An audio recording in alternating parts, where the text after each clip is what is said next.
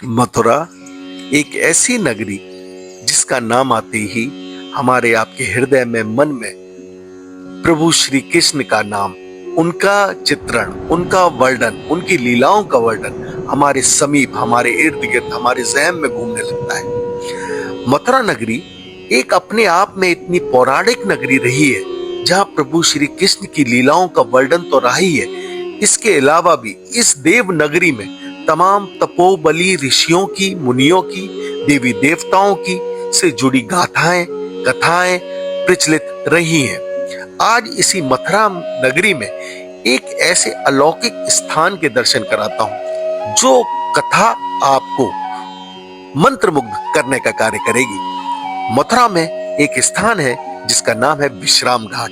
यह वही विश्राम घाट है जहां प्रभु श्री कृष्ण द्वारा अपने मामा कंस का वध करने के पश्चात यहाँ पर विश्राम किया था और मां यमुना में स्नान करने का कार्य किया था। विश्राम घाट से जुड़ी एक और पौराणिक कथा प्रचलित है। कहा जाता है कि सूर्य के पुत्र यमराज और उनकी पुत्री यमुना, इन दोनों भाई बहनों में अत्यधिक प्रेम था, बहुत प्रेम था। लेकिन अपने कर्म से बंधे होने के कारण यमराज जी कभी भी अपनी बहन से मुलाकात नहीं कर पाते थे। बहन बहुत अपनी भाई की याद करती थी, चिंतित होती थी, विचलित होती थी कि किसी भी प्रकार यमराज जी से मुलाकात हो, अपने भाई का कुशल क्षेम जाने।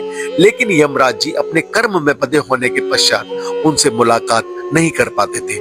एक बार मां यमुना ने अपने भाई यमराज जी से मुलाकात करने के लिए उनको वचन में बांधने का कार्य किया। यमराज जी द्वारा उन पर संदेशा भेजा गया और उनको वचन में बांधने के पश्चात उनको कहा गया कि आपका आना, अब मुझसे मिलना अति अनिवार्य है, और आने पर विवश कर दिया। माता यमुना का संदेशा सुनकर यमराज जी तुरंत अपने यमलोक से रवाना हुए। यह वही विश्राम घाट है कि जहाँ माता यमुना और यमराज जी का मिलाप हुआ। विश्राम घाट पर ही जब माता यमुना द्वारा अपने भाई से मिली, अत्यंत प्रसन्न हुई, खूब खुश हुई, उनका खूब आतिथ्य किया, उनका खूब आदर सत्कार किया। और उनका आतिथ्य को देखकर, उनके आदर सत्कार को देखकर यमराज जी ने उनको खुश होकर वरदान भी दिया कि जो भी व्यक्ति कार्तिक मास की द्वितीय, जिसे हम और आप भाई दूज कहते हैं, भाई दूज के दिन जो भी भाई बहन यहाँ पर साथ स्नान करेंगे, वो सदैव मेरे यमलोक की उनको कभी यातनाएं नहीं सताएंगी और उनकी